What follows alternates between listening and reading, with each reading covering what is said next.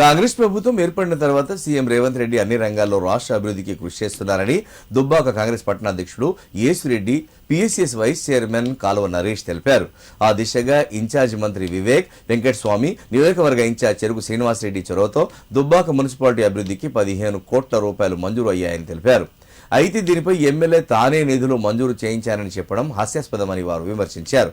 సిద్దిపేట జిల్లా దుబ్బాకలోని క్యాంప్ కార్యాలయంలో నిర్వహించిన మీడియా సమావేశంలో కాంగ్రెస్ నాయకులతో కలిసి వారు మాట్లాడారు.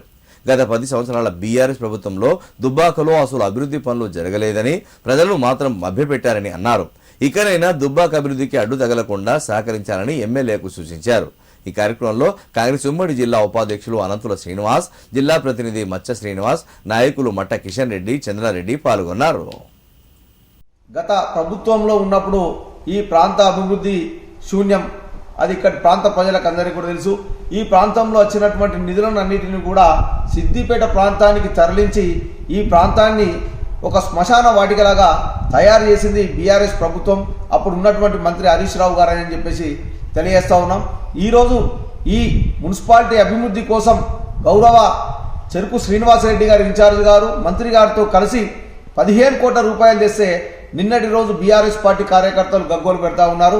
ఇవి మా ఆయాంలో వచ్చినటువంటి 15 కోట్ల రూపాయలే, ఈ మేం చేయడం వల్లనే ఇప్పుడు ఈ నిధులు వచ్చాయి, దీనికి పూర్తి స్థాయి కారణం మేమే అని చెప్పేసి వాళ్ళు సంకలు గుద్దుకుంటూ నిన్న ప్రజలకు తప్పుడు సమాచారాన్ని తెలియజేస్తా ఉన్నారు.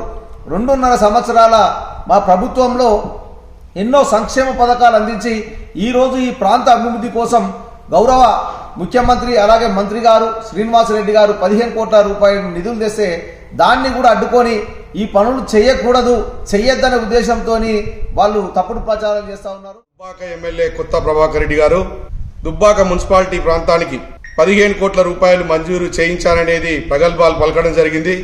అది పొట్టి శుద్ధ అబద్ధం. గౌరవనీయులు ముఖ్యమంత్రి రేవంత్ రెడ్డి గారి ఆధ్వర్యంలో, ఇన్ఛార్జ్ మినిస్టర్ వివేకన్న గారి ఆధ్వర్యంలో మా దుబ్బాక కాన్స్టిట్యూన్స్ చెరుకు శ్రీనివాసరెడ్డి గారి చొరవతో 15 కోట్ల రూపాయలు మంజూరు చేయడం జరిగింది. అట్టి మంజూరుకు మేము ప్రజాపాలనలో కాంగ్రెస్ ప్రభుత్వానికి ధన్యవాదాలు తెలియజేస్తా ఉన్నాం.